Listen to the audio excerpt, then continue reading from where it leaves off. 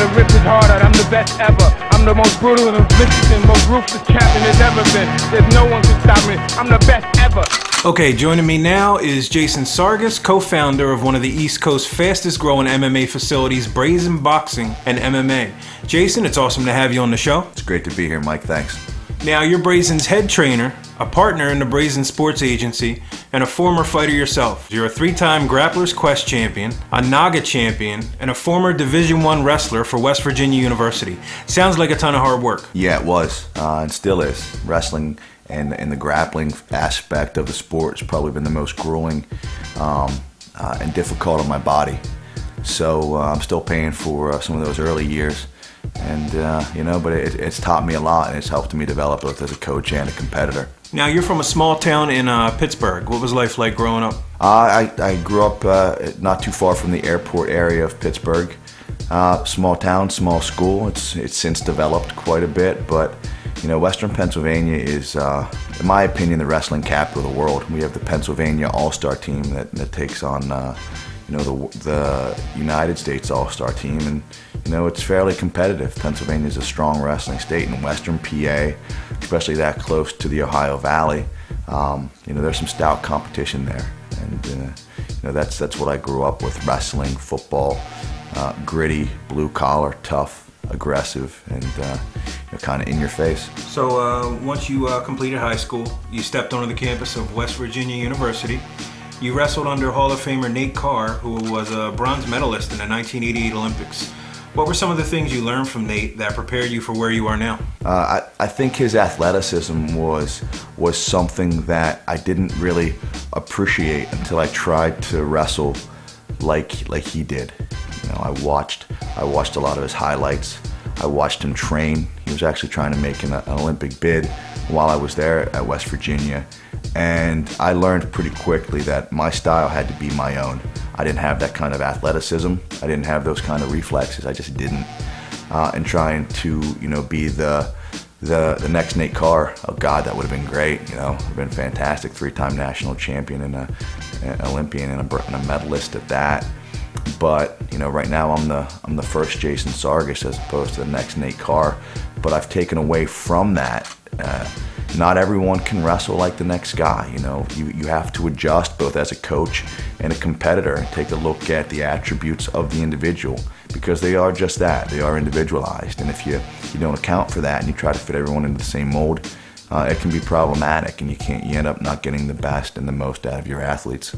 So as you were wrapping up your college career, did you think this was something you were going to immediately get into? Yeah, absolutely. I started to train with some guys out of Ground Zero Jiu-Jitsu in Morgantown, West Virginia. Trained around in Pittsburgh with a few guys, trained a lot of guys from the Pit Wrestling team. Mike Dixon, Dan Payne, Mikey Ziska, some real good guys that I wrestled with, and we were kind of our own coaches for a while, and then we dabbled a little bit here, a little bit there, and I always hoped that I could be more of a competitor than what my body allowed me to be. And I tried, and I got 2 AMI fights in. One was a pretty bad decision. It didn't go to a decision. There was one of those instances where the ref thought you were out and you weren't, and I think I was up 2 rounds to none on the judges' scorecard. But it unfolded as it did, and the other guy got the win. And kudos to him for still being in it in the 3rd round. And then I had another fight against a guy who was pretty green, but it evened my record out. And God willing, maybe I can get another one in, but I got a few issues. I got a spinal cord issue that's probably going to be prohibitive. But maybe, who knows what the future may bring. But I've always wanted to be a part of it, and I'm glad things have unfolded as they have. So you went out to Las Vegas. I guess you wanted to take your MMA training to the next level, and you trained under the Militich Fighting Systems with UFC veteran Tony Franklin. Militich has a reputation for being very tough with their training. Is it as hard as people say? Tony was real tough. Kind of the way our guys spar now is how we went about it whenever I trained with Tony. Again, certain things were off limits, like neck cranks and heel hooks, because you were seeing some casualties very, very quickly, especially when the new guys were coming in ripping heel hooks and neck cranks on guys who didn't really know how to defend. So, but they're a very intense, very aggressive bunch. You know, I didn't get to train with Pat Miletich ever, but I was fortunate enough to train with Tony Fricklin, Ken Hahn, some other good guys out there. Ken Hahn used to be Frank Mir's striking coach, and you know, real tough guys that were really were at the forefront of the well-rounded attempts at, you know, being more than just a grappler. It's, you know, letting your punches set up your takedowns, letting your takedowns set up your punches, and, you know, and working in that regard as opposed to just being a striker or being a grappler. I learned from working with Tony that I had a pretty decent left hook, and it was a punch, you know, I would have never have worked because I was always trying to be a southpaw because I was taught to wrestle right foot forward. So I got to make some adjustments, and, you know, if the shit hits the fan, I think I can go southpaw if I had to and get that takedown. So. Well, you mentioned that you injured your back. You had to have major back surgery, cervical spinal surgery. But within 6 months of having such a serious procedure done, you competed in the 2009 Grappler's Quest. How did you do? I won it. I did pretty well. I think in the finals, I think I shut out Joe Mersick, I believe was his name. And he was tough. I wasn't in the best shape. And I'm not even sure how many matches I had. There wasn't too many. Sometimes in the heavier weight classes there aren't so many, but it wasn't in the intermediate division. I was 6 months off of spinal surgery.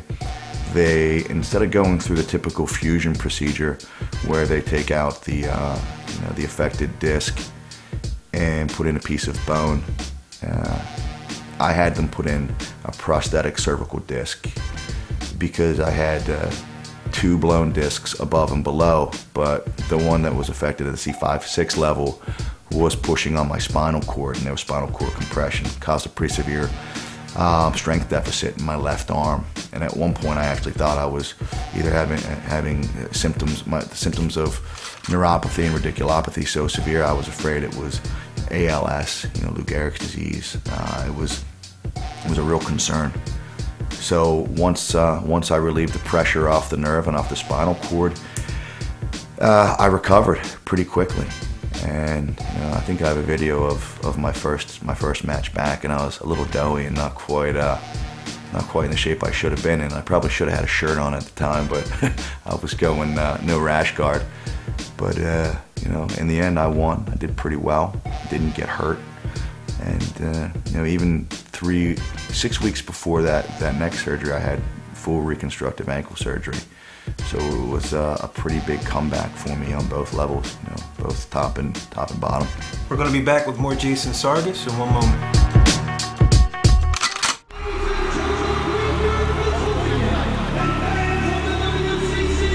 Live June 22nd, 2013, Rocco's Pizzeria presents World Cage Fighting Championship 6. Experience mixed martial arts live at the Kirk S. Nevin Arena in Greensburg, PA, as Caleb Ball meets UFC veteran Corey Hill in a showdown for the WCC title. This card is stacked and tickets start at just $35.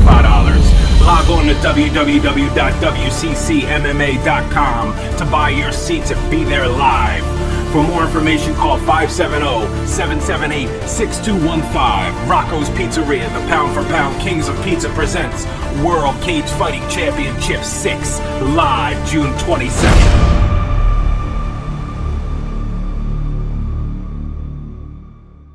All right, we're back with Jason Sargus. Are you still an active fighter for the right price? Anybody, anywhere. If I offered you 100 G's right now to fight Anderson Silva off a week's notice, do you take the fight? Absolutely. If you give me a little time to get down to 185, you know, I'm not, like I said before, I'm not concerned about wins or losses. It's the fight, really. I mean, I pretty much know how it's going to go. I think I'm going to get tuned up in the stand-up department. But I'm going to try to take him down and pray to God I avoid those knees. So you still got the fighter spirit. Anybody, anywhere for the right price? Yeah, absolutely. As long as it keeps me out of jail. I know some of the some of my competitors don't like me so much, and you know, if they keep following me in the bathrooms at the Borgata Hotel and Casino, then you know, maybe we see how that plays out one day or another. So you dropped the anchor in Philly and you start Brazen. What was the struggles like to get Brazen going? It actually wasn't quite as bad as you would think. We were profitable after 6 months, and you know, I'd say the biggest struggle is there was a guy who helped us get this started, and his name is Jamal Johnson. And my biggest regret is that there's no longer a friendship there. Things happen in business. The old adage, you don't mix the personal with the business side of things. And unfortunately, we parted ways. And I honestly believe that if Jamal Johnson would have committed to fighting, he could have been one of the best in the area. I think rather than talking about some of the 205ers and heavyweights that you talk about now, I think you'd be talking about Jamal Johnson. And that's probably the biggest struggle or regret. Other than that, walking up those stairs on crutches, because I had to have my ankle reconstructed again after 2 years. Walking up those 42 stairs on crutches sucked, and it was a struggle. And it wasn't until I got put into what do they call that? An orthopedic boot, that I found out we actually had an elevator in the back part of the building. So Brazen's always been at that same location? Yeah, 2 years strong. That was one of the struggles I encountered when I made my first visit to Brazen. Them steps. I mean, those type of steps. Like, I don't go up those type of steps unless there's a water slide at the top or something. That's insane. But I guess if you can make it up those steps, then you're in good enough shape to start training. Yeah, that's it. 42, and if you throw 2 25-pound kettlebells, you can make a hell of a 5-minute round out of it. So you run the steps with kettlebells? Yeah. Wow. So you have a roster full of killers under you. Brazen includes names like Tom Backman, Anthony Terrell Smith, Paul Felder just won a fight, he's 5-0. Evan Shemileski, Adrian Jimenez, Matt Klasik, and my boy, best nickname in MMA, Bear Trap Duenas. Oh yeah. He's also undefeated, right? Yeah, he's 3-0. So the wins keep piling up. If success is judged by statistics, Brazen is unquestionably an elite gym. Oh, absolutely. And there's some other guys that people aren't all that familiar with because they've been fighting for us for a short time. But I've had Brian Collins, who comes to us from New Jersey. He's 2-0. Hasn't lost a round in either fight. He keeps losing points in this fight for hitting people in the back of the head. But other than that, he hasn't lost a round, and he's tough. And we're going to start taking on some guys, with a little bit of a better record now that we've had some time to develop them. And I think he's going to be a handful, and you're going to hear about him too. So yeah, we have a lot of good guys, and it's the people helping people philosophy. I don't think we have a black belt in our gym, but we have a couple brown belts who learned from some real good black belts, and there's a trickle-down effect in terms of knowledge, and we're all sharing. And no one calls anybody master. It's not that kind of gym. It's not necessary. You call me coach, that's probably the biggest compliment you can ever give me. That kind of trust and that kind of support. I'm gonna support you just as much. So we've been able to grow and develop and really develop talent, and from the amateurs up to our pros. I think it's been pretty impressive, and I really haven't seen anything like it in Philadelphia, not to this point. You got Paul Felder coming off a win last week. He moves now to 5-0. How far can Paul go? I think Paul can make the big show, and I think he can be ranked top 10 in the world. The big show, I mean UFC, certainly not Bellator. I read an article today that said that according to the I think Sean Santella or the AMA camp, that Corey Bleakin's tough, and for having watched him fight and compete against Paul, he certainly is. He's a stud, he's a tough kid, and I can see him winning 5, 6, 7 straight. I can see him being a handful. But the word on the street was that he gives the Miller brothers a run for their money, and those guys are established, high-level professional fighters. And I think that that's why they took the fight against Paul, considering Paul was 4-0 and Corey Bleakin was 1-0. So he was a tough challenge, but we passed that challenge and we passed that test. Now, if Paul is that good, the article stated, then, or if Corey Bleakin is that good, then how good is Paul Felder? And I think the answer to that is very good. You also have Anthony Terrell, who's now 1-0 pro after his debut at Locked in the Cage. He comes off a big knockout. Plus, you got Tom Backman, who only has 1 loss in his pro career. So you have some pretty serious professional talent. Your Amis look great as well, but what are you now collectively? What's your collective record in your pro fighters? Professionally, we're 13-2. And there's a lot of knockouts there, a lot of knockouts and submissions. Johnson Jujut is 1-0 with 1 knockout. And Anthony knocked out Marius Anash. He's 1-0. Who's the guy You have a guy at Brazen. He's got long blonde hair.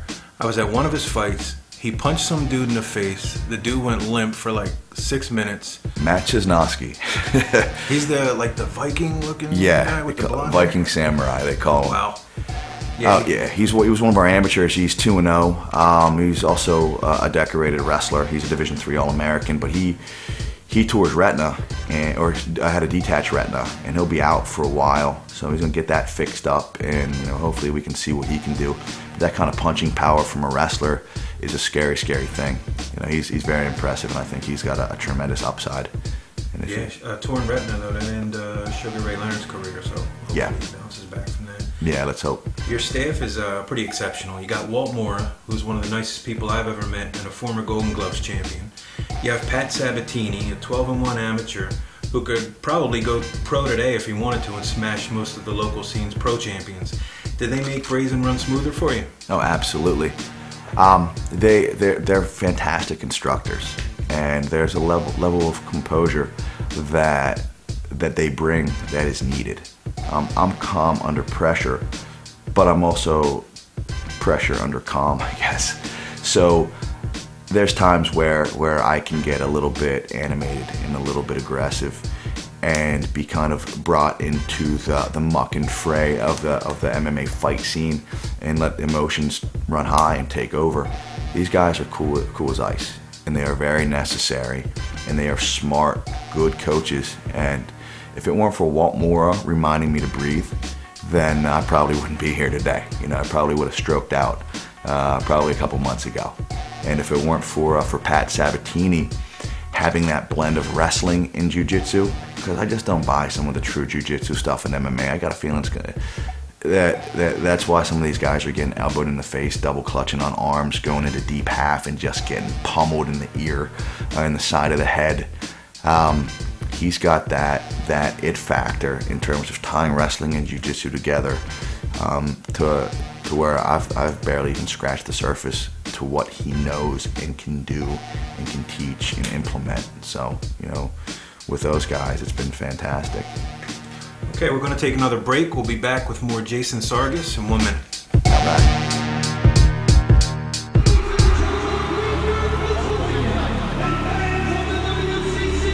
Live June 22nd, 2013, Rocco's Pizzeria presents World Cage Fighting Championship 6.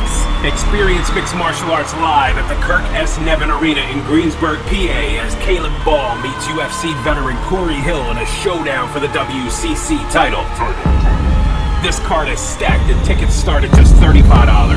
Log on to www.wccmma.com to buy your seats and be there live. For more information, call 570-778-6215. Rocco's Pizzeria, the pound-for-pound Kings of Pizza presents World Cage Fighting Championship 6, live June 22nd.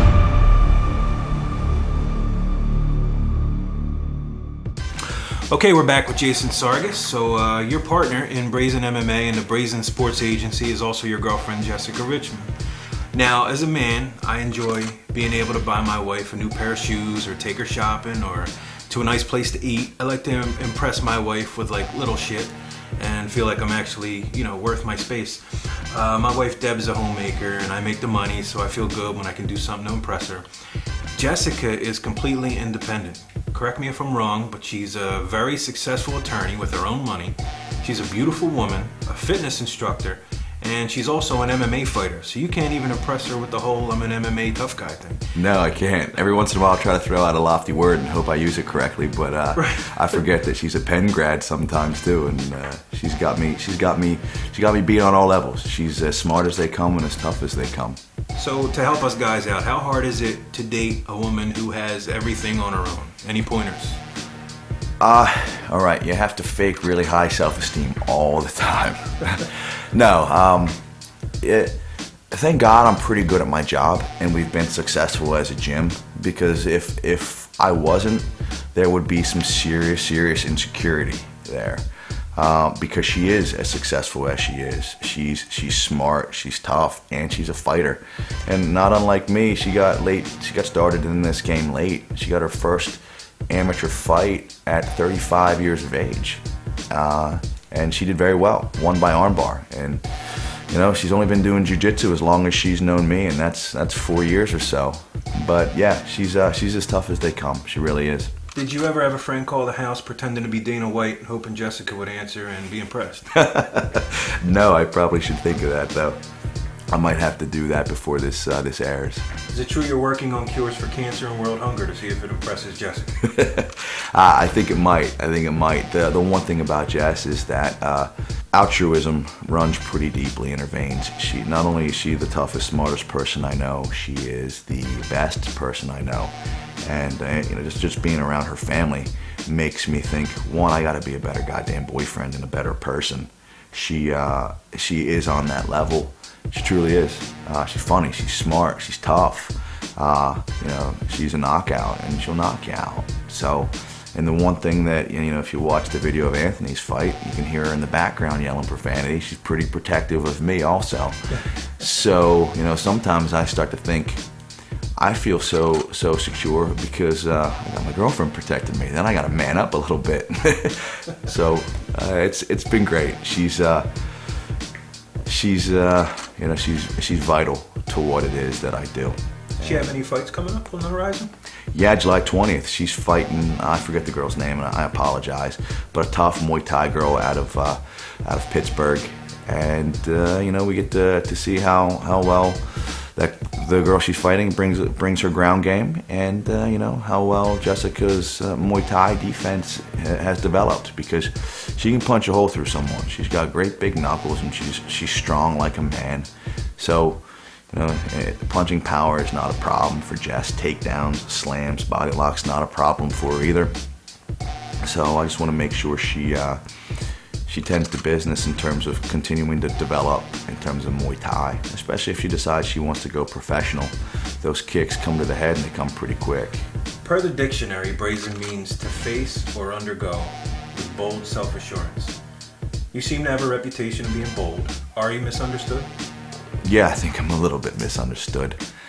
I talked to you offline about, you know, some of my detractors, some of the guys that don't like me. That's fine, and I won't say anything negative of them, especially if they're a fighter. You know, the Martinez brothers, they don't like me, but they're tough. They're good fighters. There's nothing I can say about that. You know, maybe one day we'll sit down and we'll have a beer and put it all behind us. And the Phil and Rick Mielerich, they're good at their jobs. They run a good business. Do I think I'm a better coach? I mean, at this point in time, it's going to be tough to tell. Time will tell. And if I'm still doing in 10 years what I'm doing now, then that's great. And if they are, they're 20 years in this business. And if that's my competition, then we both succeeded. And that's really what I'm hoping to do. I'm very protective of my fighters and my guys. And it's my job to protect them and insulate them from the bullshit that is this game. And dealing with some promoters, it is as slimy as every cliche from every bad boxing movie you've ever seen. And I think sometimes it's necessary for there to be, you know, insulation from that bullshit for them. And I don't think I always have to take on that responsibility, but it's fallen on me quite a bit, and I'll continue to shield them. That's my job. What are some of the things about local MMA that piss you off as a coach and as a representative? The favoritism for ticket sellers. You know, there are guys in this game that are good, that are really, really good. But if you're developing talent on the backs of other guys that, look, I don't want to name names, but if Bellator is the legitimate #2 organization in the world, then why do they bring in guys on 4-fight losing streaks, all by submission, to fight a guy who has a hell of a Darce choke and a great guillotine just to get him back on the winning path? You know, it might be because you have a relationship with that school, and I think that's bad. I don't think it's good for the sport. I certainly think in this sport, as dangerous as it is, you know, it's bad for competition, and it's just shitty to do. You ask some of these guys who may never fight pro or may get injured 2 or 3 fights in, and if you're gonna start to carry and develop guys that early, you know, the wins are very difficult to come by in this sport, And I don't think you should be giving them away or almost guaranteeing them. I think they need to be earned, and I think doing otherwise violates the integrity of the sport and shits on the purity of it, and that's my problem with it. Are you in favor of the new ground and pound AMI rules that go into effect June 22nd? Yeah. I think it's absolutely necessary. If you're a 10-0 amateur fighter and you have never gone past that 2-minute mark, you've gone 3 2-minute rounds. Yeah, whatever state is enacting those rules is doing that fighter a disservice. Especially if you tend to if your intention is to turn them pro. If they haven't defended a punch in the face on the ground, and they are a skilled jiu-jitsu player, and they're double clutching on that armbar, and that guy pulls out, bends that arm, postures up, and returns down with an elbow, and the first time you've ever seen that kind of strike coming is in your first pro bout, well, that's a problem.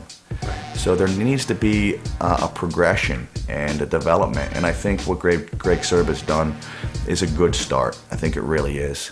And I think 3-minute rounds are absolutely necessary because there's a huge difference. Just look at it. I mean, I know people in MMA aren't math whizzes, but 6 minutes to 3 2-minute rounds is 60% less of a fight than 5-minute rounds. You know, you got 3. You take remainder into original, and you're going. You know, the fight's supposed to be a 5-minute round, and you got 3 less minutes. That's 60% less of a fight. You don't make that up just because someone signs a paper that says you're a professional now. Right. The cardio training is different. The endurance component, the muscular endurance component is different. And you don't have the ability to sit and rest because if you are, there's an elbow coming down on your head and it can hurt you, and it can hurt you badly.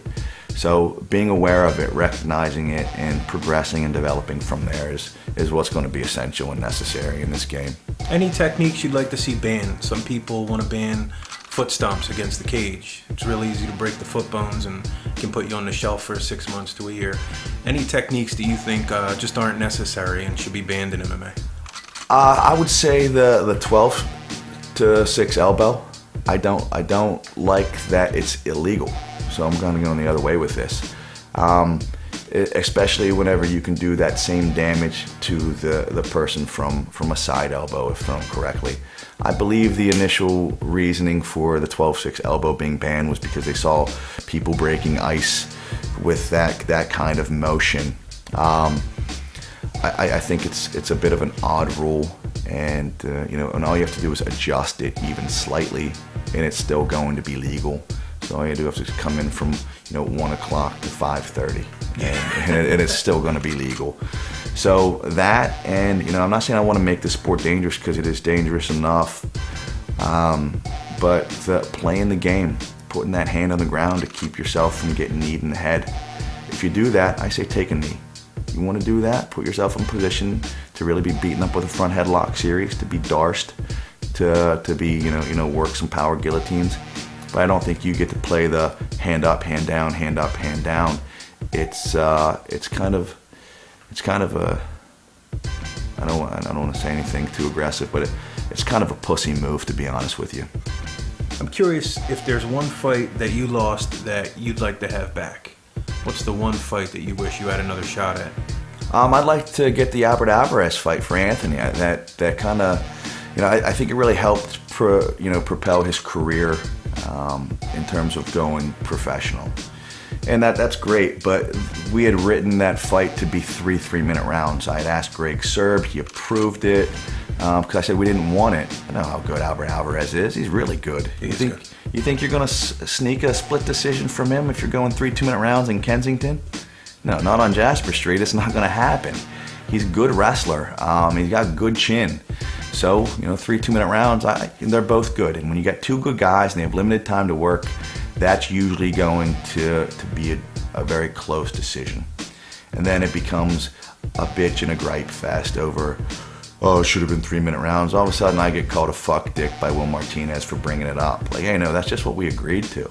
And I'm not going to pull my fighter from it, but the first time I find out that it's 3-minute rounds shouldn't be whenever that clap goes to tell me that there's 10 seconds left in a round and I got to go holy shit. That was your first notification? Yeah, no one told me prior. And that does my fighter a disservice.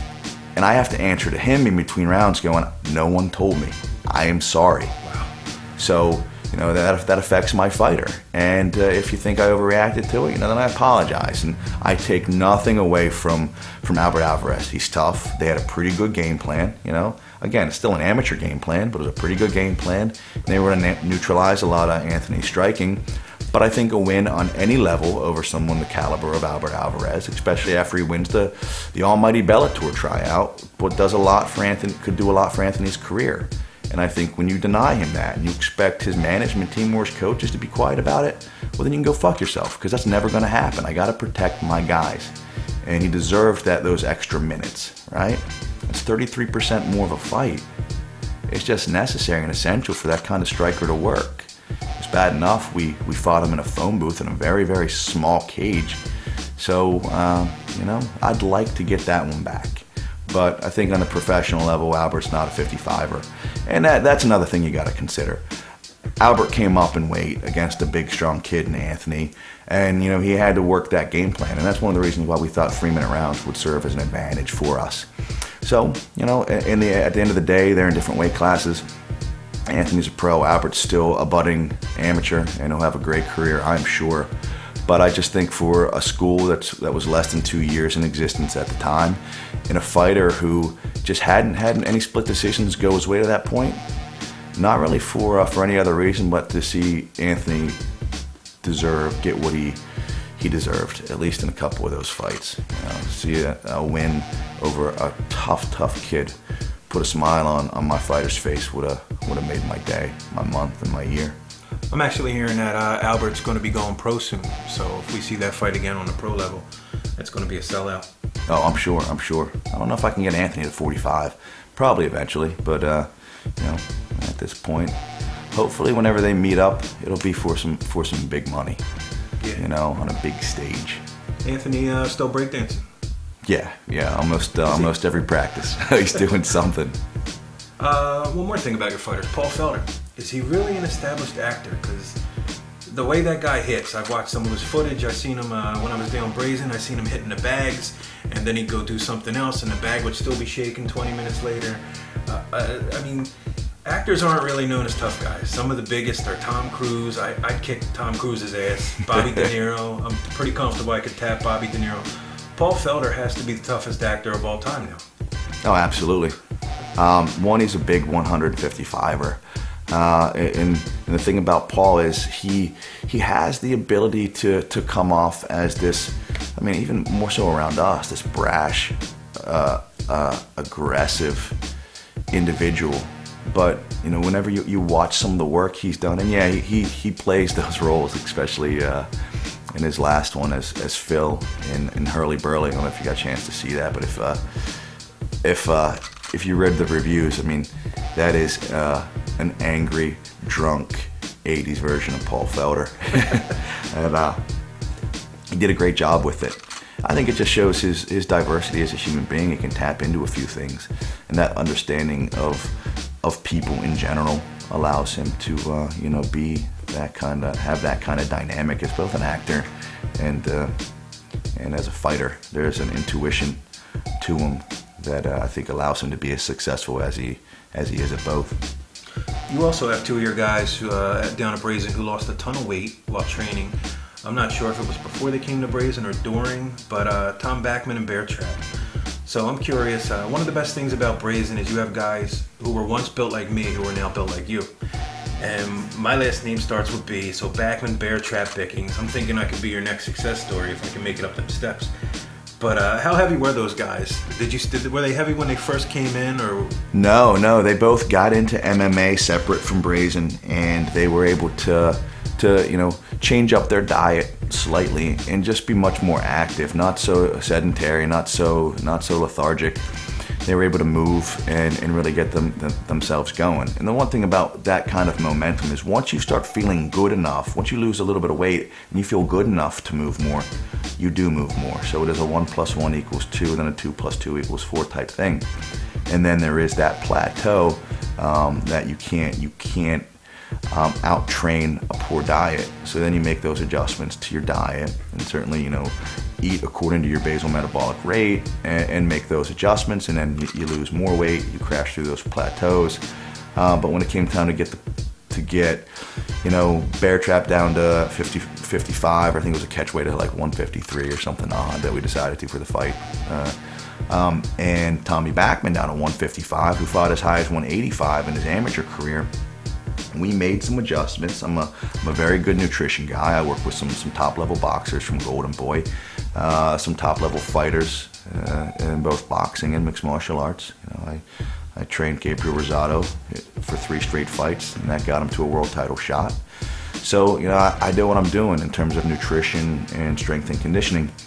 And I think those guys were able to implement a few things and tighten up an already tight ship.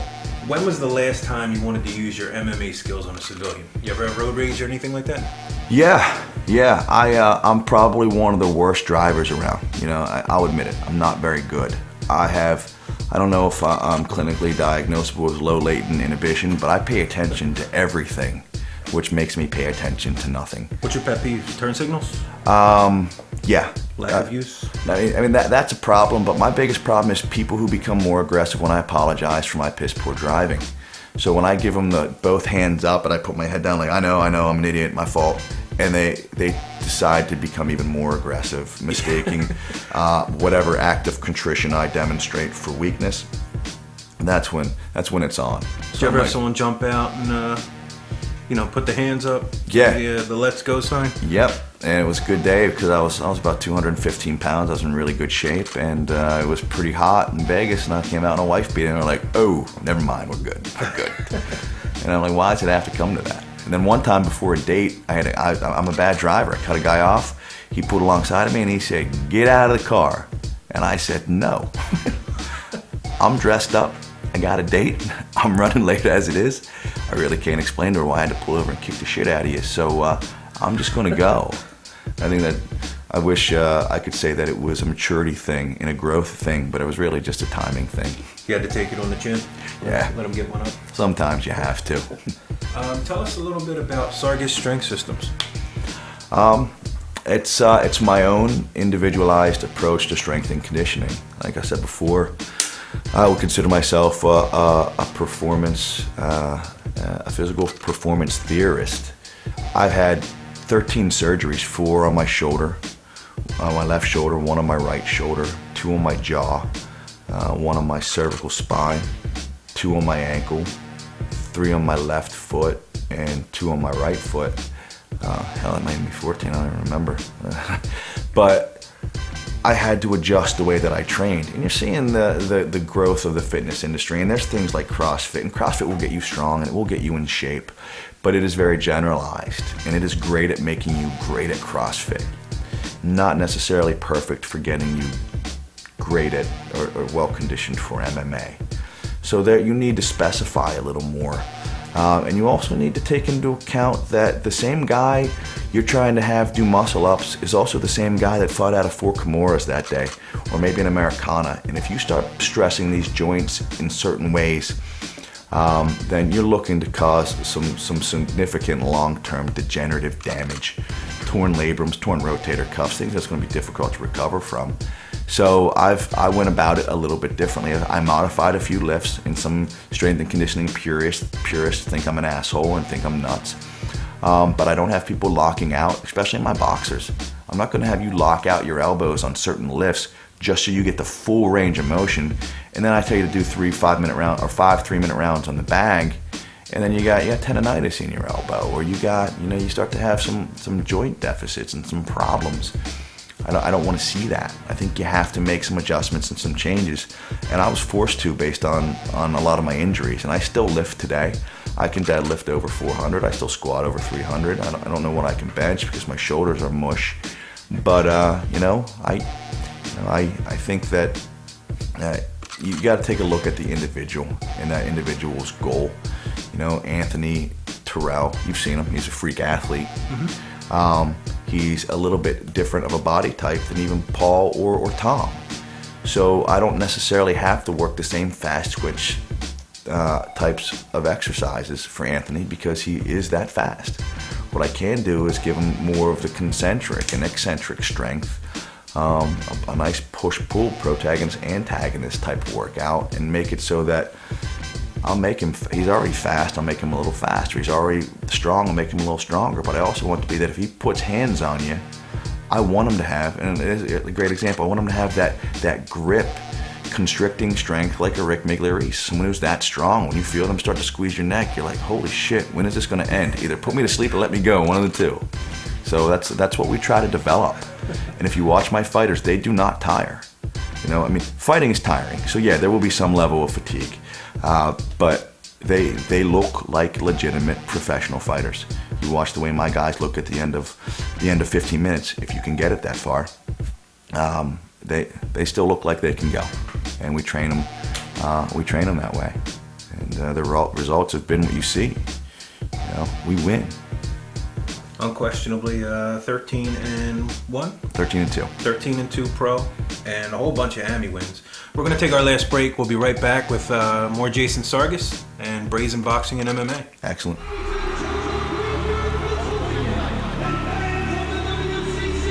Live June 22nd, 2013, Rocco's Pizzeria presents World Cage Fighting Championship 6.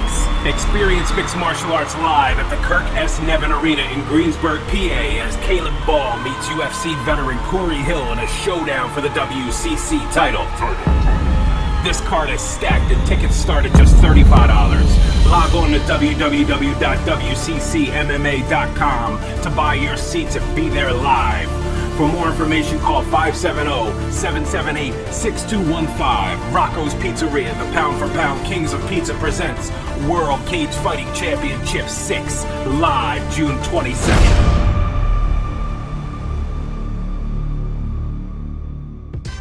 Okay, we're back with Jason Sargus, Brazen MMA and Boxing. Jason Sargus has Sargus Strength Systems. He's a fitness guru. All of his fighters never gas. Super strong guys. My question is, do you ever have a day where you just turn fat ass and pull out some chips or a bowl of ice cream and watch TV all day?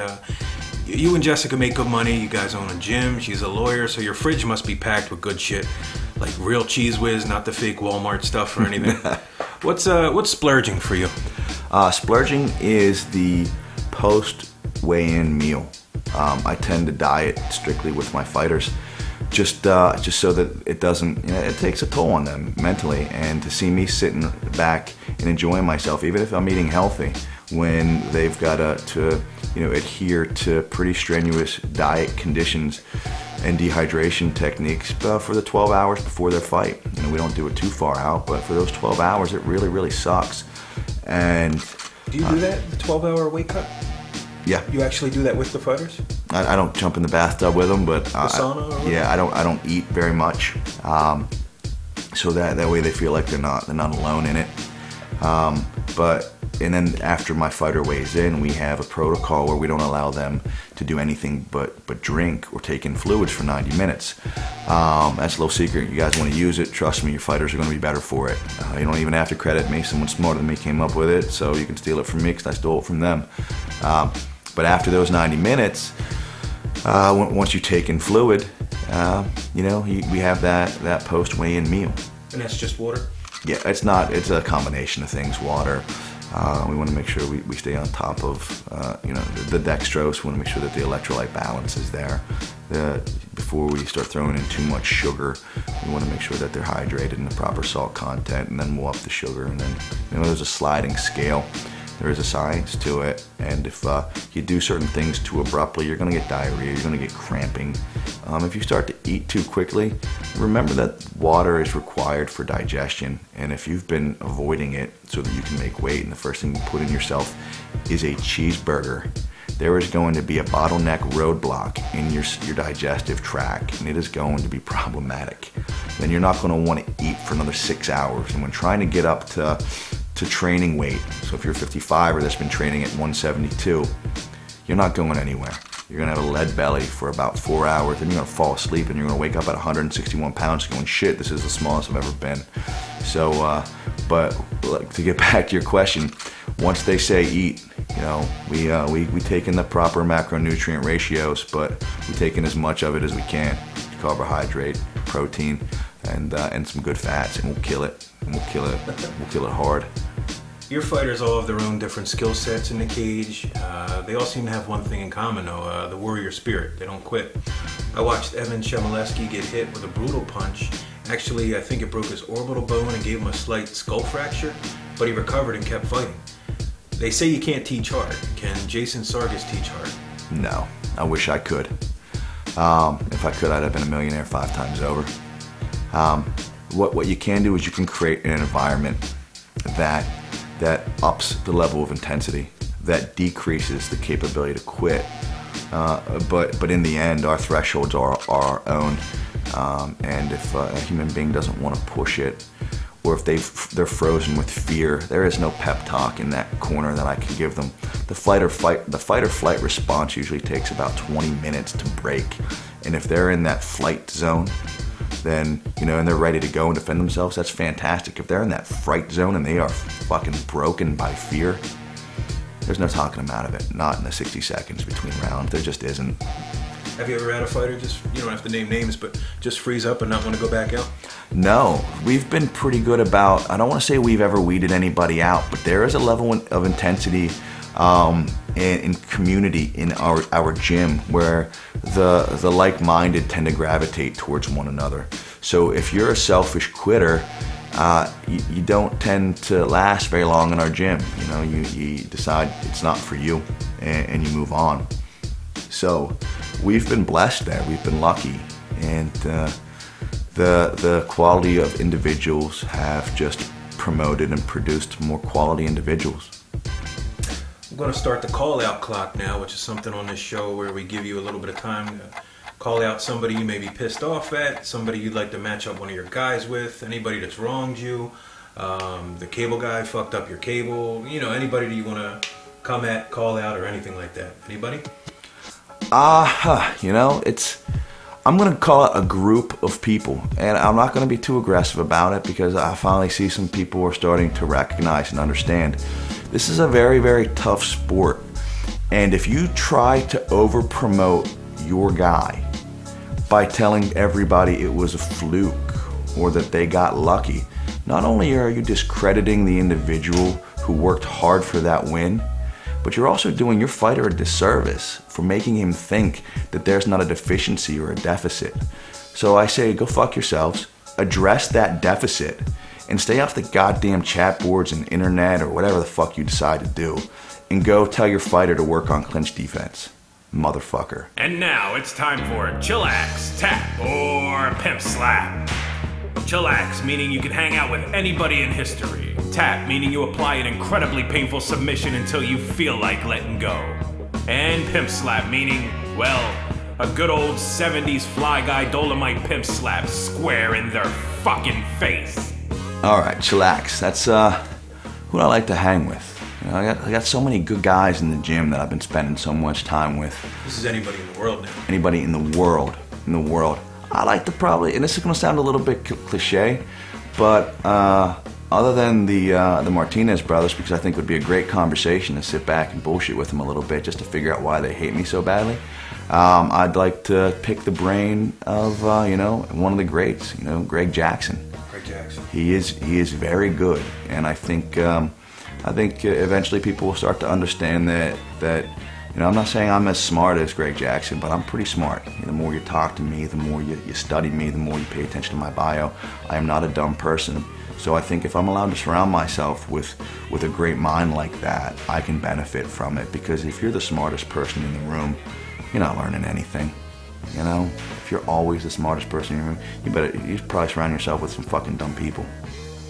Who would you like to tap? Something nasty, heel hook. Paul Felder, because Paul Felder. Because he doesn't tap in practice, and I'll be honest with you, Paul, I let go because I'm your coach, and I need you healthy. But one of these times, I'd just love to just finish you. Put you to sleep.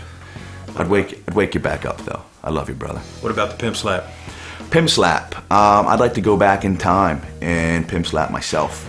That angry, depressed sometimes, overly aggressive, know-it-all kid who, refused to take advice and thought he was smarter than the system, or too prideful to admit that he wasn't mad, but that he was actually sad, and maybe take that advice and move forward. And maybe I'd have made a little more progress emotionally today. And I still think that recognizing that, I can hopefully move forward and continue to grow. And maybe me and the Martinez boys can get that beer. Okay.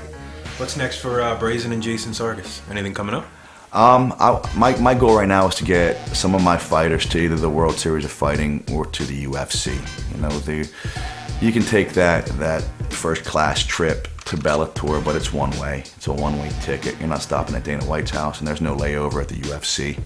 You go there, you're done. It's a black hole. So I'm not looking to put any of my fighters there. I'll let Sam and the boys have that. That's their little fiefdom. And our goal is to take people to the top. World Series of Fighting seems to, they need to straighten a few things out logistically, but they've got some pretty good names, and I know that they pay pretty well. But the end game for anyone in this business should be to fight the best fighters in the world. And if you believe that they are anywhere other than the UFC, you're lying to yourself. You just are. So that's the goal. That's it's not next, but it's down the line. There's a critical path that you have to follow. So, people want to say that, and this is my little shout out, and I don't always get along with the guys from CFFC because they're a promotion, and I can be a little bit of a pain in the ass to deal with. But if there's a number 2 in this business, in my book, it's Cage Fury Fighting Championships. And I'm going to show it to you statistically. And the Martinez brothers don't like me, and they're probably going to get mad about this, but let's take a look at an order of events, right? Paul Felder fights Corey Bleekin. Paul Felder beats Corey Bleekin. Corey Bleekin beats Christian Leonard. Christian Leonard beats that Mike Hess kid, or whatever his name is. Hess goes on to Bellator and fights Martinez. Hess is the low man on the totem pole, and Martinez is one of the best fighters that were listed in that group. And that's who he's fighting on that promotion. Maybe, just maybe, he should be fighting the higher level guys who are winning, who are beating the Christian Leonards. And the Christian Leonards are the ones beating the Hesses, and the Hesses are who they're fighting. Those are the statistics. They don't lie. I'm not trying to be a dick, but facts are facts. There is a critical path in this thing on the way to the top. And I will say this, Bellator is not the top. If you want to get there and you're in this area, until some of the other local promotions that still put on some good fights, that road is probably Cage Fury Fighting Championships, World Series of Fighting, and the like. And that's not to say that some of these other smaller local promotions aren't putting on some great fights. There isn't a promoter I haven't had somewhat of a problem with, but if you look at what Fran, and I don't like Jimmy Bins, but Jimmy Bins, swallowed a pill, and he decided to put Marius against a younger, faster, very athletic Anthony Terrell. And they took that fight. They didn't back out. My other guy got hurt. They took that fight. I thought it was a mismatch. They probably believed it was a bit of 1-2, but thought that they could structure something and a game plan to win it. And they didn't, but they had the balls to follow through. And I appreciate that. Just like I like that Fran Evans had the balls to put it together. We don't have to be best friends. We don't have to go have beers together and give each other happy hand jobs and high fives. It's not necessary. But there is some respect, and if they don't have it for me, well then that's their mistake, because I have it for them. And once I was told by, I think it was Will Martinez, that if I don't start making friends in this business, none of the good guys are going to train with me. And I will say this, and I will say it loud and clear. I don't want my guys to train with them. I want my guys to fight them, and I want my guys to beat them. That is the road to the top, and that is the critical path. Well said. I'm here with Jason Sargus. I want to thank you for coming on the show. Be sure to check out Brazen MMA and Boxing in Center City, Philadelphia, 45 North 3rd Street, 3rd floor. No elevator, so get your ass up them steps and train. Philadelphia, PA 19106. You can call them at 215-995-0215. Also, log on to brazenboxing.com for the latest on the school and Brazen fighters. Anything you'd like to plug? Just my gym. My girlfriend, Jessica Richmond, soon-to-be wife. Congrats, you guys engaged? Yeah. Beautiful. I got to get her a ring, but yeah, we're engaged. Actually, we have some rings. We're going to get married soon. She's a lawyer. So. You got to get her. Nice rock, dude. You're not going to be able to... You can't go to like $100 or something. That's another hour-long show for another day. You but need a UFC fight or something. I do. I need something big. I want to say congratulations to Paul Felder, all his sponsors. We had a ton of them. Also Brian Collins, one of my fighters, Johnson, who also fought. Johnson Jude, who's coming off a shoulder injury. Anthony Smith. My guys do a great job of helping one another. There's a sense of community and a sense of team. I want to say a sense of family, but family, that's genetic. You're born into it, and we're chosen. We choose each other. We choose not to turn our backs on one another and to help and support each other. There's something different from a team than a family, I got a brother, and he and I don't always get along. Sometimes he's a dick, sometimes I'm a dick, and we can't walk away because we're brothers. That's just the way it goes. With my guys, we could walk away at any time. We're not duty-bound to anyone. Right. But we don't, because we support one another, because we're a team. And in that sense, I guess we are a family.